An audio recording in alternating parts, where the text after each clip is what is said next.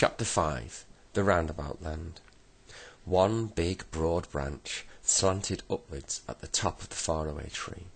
Joe climbed onto it and looked down, but he could see nothing, for a white mist swirled around and about. Above him, the enormous thick white cloud stretched with a purple hole in it through which the topmost branch of the faraway tree disappeared. The children felt tremendously excited.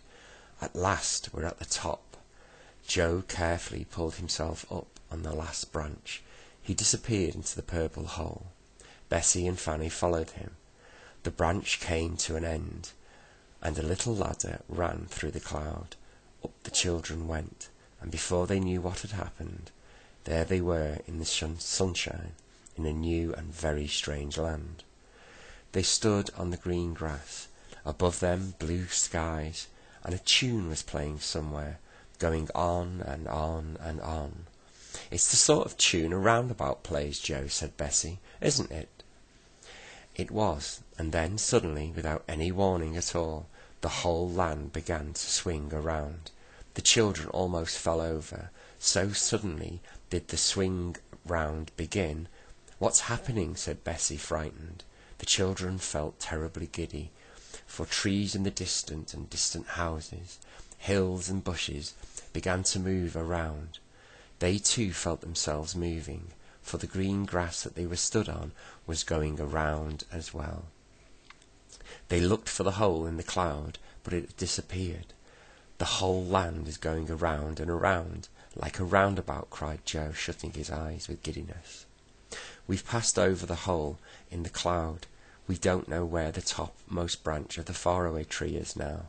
It's somewhere beneath this land, but goodness knows where." But goodness knows where, Joe. "But how can we get back home again?" cried Fanny, in fright. "We'll have to ask someone for help," said Joe. Then the three began to walk away from the patch of green grass that they'd been standing on. Bessie noticed that they had been standing on a ring of grass that seemed darker than the grass around.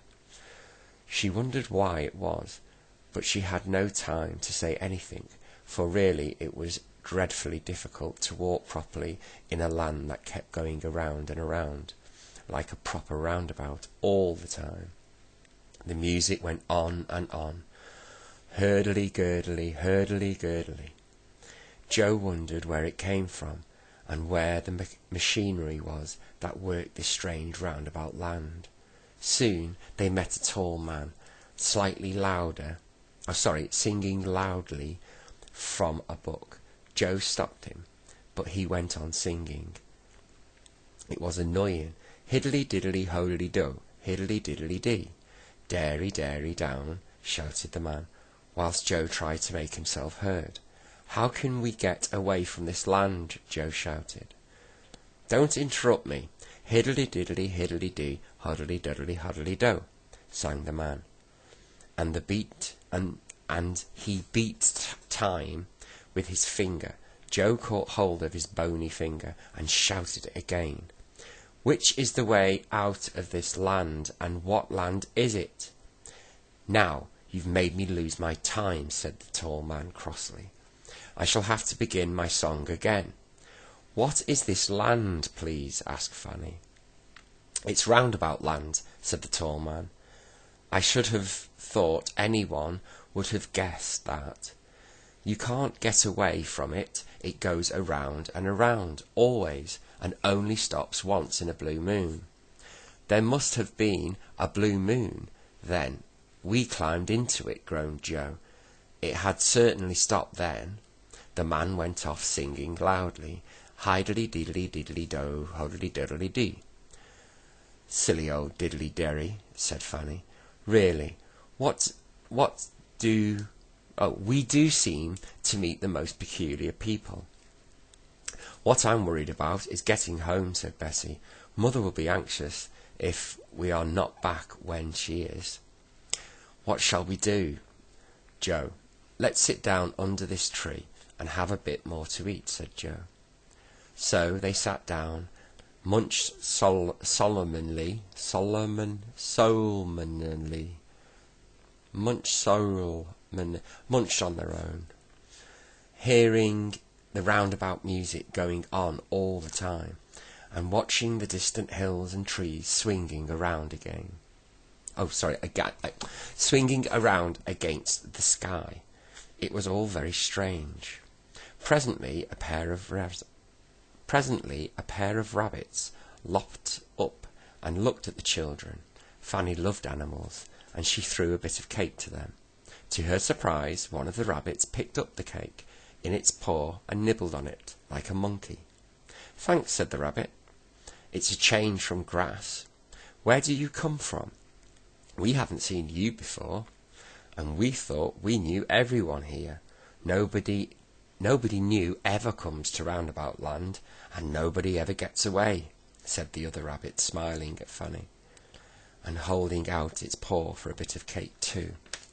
"Really?" said Bessie in alarm.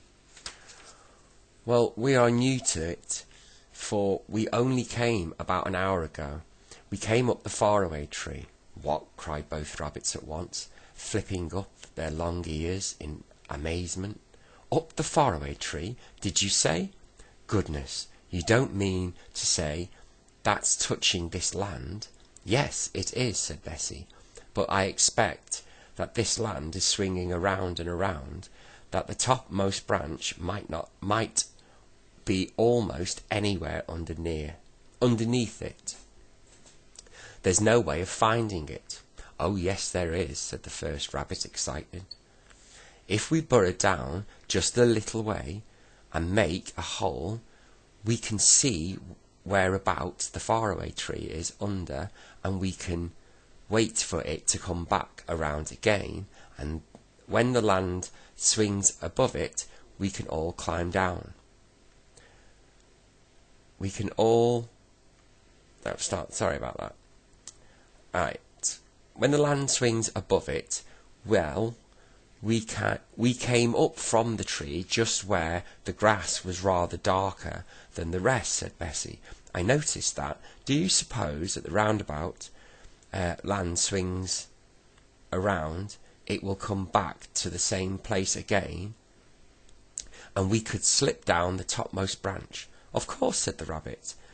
"We can easily burrow down that green patch of grass, and wait for the land to turn around just over the tree again. Come quickly. There's no time to lose." All of them jumped up and sped off. Bessie knew the way, and so did the rabbits. Soon they were back at the field where the ring of dark grass stood. There is no opening now leading through a cloud down the tree. It has gone. The rabbit began to dig quickly. Soon they found the ladder that led upwards. Then they made such a big hole that the children could see down to the large white cloud with swirling below the Roundabout Land. "Nothing there yet," said the first rabbit, getting out a handkerchief and wiping his dirty front paws. "We must wait a bit. I only hope the land hasn't swung on past the faraway tree altogether." The roundabout music went on, and then suddenly it began to slow down. One of the rabbits peeped out of the hole below and gave a shout. "The land has stopped going around, and the faraway tree is just nearby, but we can't reach it." The children peered through the cloud below the ladder and saw quite clearly the faraway tree was very near, but not near enough to jump on. "Whatever shall we do?" "Now, don't try to jump," warned the rabbits, "or you'll fall right through the cloud." "But what shall we do?" asked Bessie, in despair. "We must get on the tree before it swings around again." "I've got a rope," said one of the rabbits suddenly, and he put his hand into a big pocket and pulled out a yellow rope. He made a loop in one end and then threw it carefully at the topmost branch of the nearby tree. It caught and held tight. "Fanny, slip down the rope first," said Joe. "I'll hold this end." So Fanny, rather afraid, slid down the yellow rope to the tree, and then, just as she got there, the roundabout music began to play very loudly and quickly. The roundabout land began to move. "Quick, quick!" shouted Fanny, as the land swung nearer to the faraway tree. "Jump, jump!" They jumped, and the rabbits jumped after them. The roundabout land swung off. The big white cloud covered everything. The children and the rabbits clung to the topmost branch and looked at one another. "We look like monkeys on a stick," said Joe. And they all began to giggle. "My goodness, what an adventure. I vote we don't come up there again." But, as you may guess, they did.